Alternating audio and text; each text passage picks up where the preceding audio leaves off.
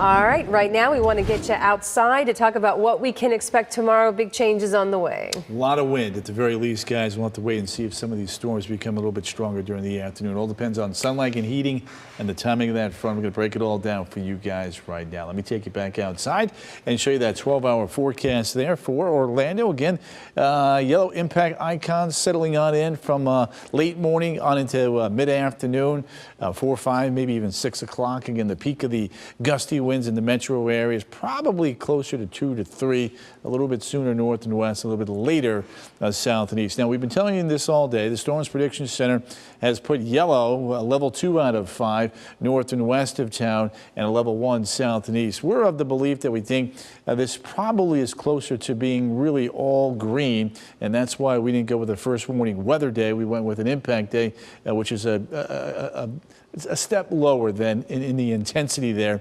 versus a first warning weather day. Here's what we're watching, though. Nice little line of storms developing here in the northern Gulf on the bottom side there of this upper low. The main wind energy and jet stream energy is to the north of central Florida, but there is a lot of wind with the storms here along the Gulf Coast tonight. We've been checking out some of these storms here along Interstate 10. A lot of lightning here tonight, an indication that there is some instability there, and it is trying to build southward. So we're going to have to watch the trends here overnight tonight and the first thing come tomorrow morning. And this looks a lot like the event we had last week with a lot of wind, not a whole lot of severe weather warnings, but we'll continue to monitor things here for you right through the late morning on into the afternoon. It's a warm, mild night out ahead of that storm system. We have a bit of a breeze out of the south-southeast, 10 to 15 miles an hour. That's going to keep the temperatures up well above the norm for this time of the year. Normally, we'd be dropping to about 60, not the case tomorrow. Even up in Flagler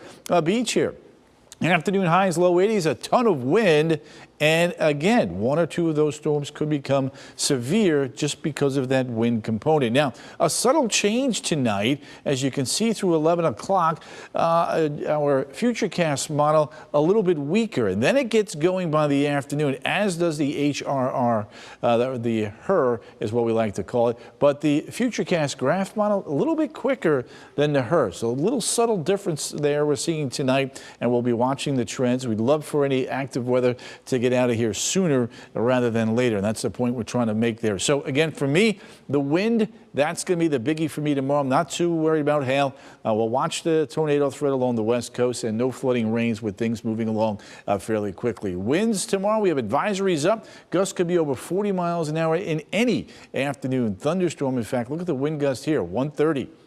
Right around 40 miles an hour back towards Leesburg. 230 Claremont as the line's coming on through, 40-mile-an-hour wind gusts. Even at 4 or 5 o'clock as folks are heading on home during the harder rush hour, we've got 40-mile-an-hour winds, and then the winds subside behind that squall line. So the story tomorrow, we heat things up, we get the instability, and then things get active during the course of the afternoon hour. Behind it, the payoff, fantastic weather, lower humidity, high temperatures Friday and Saturday only in the lower 80s. On Sunday, back up to 84, and then we crank up the heat by the middle of next week. Rainfall totals coming up for you in the next half hour, guys.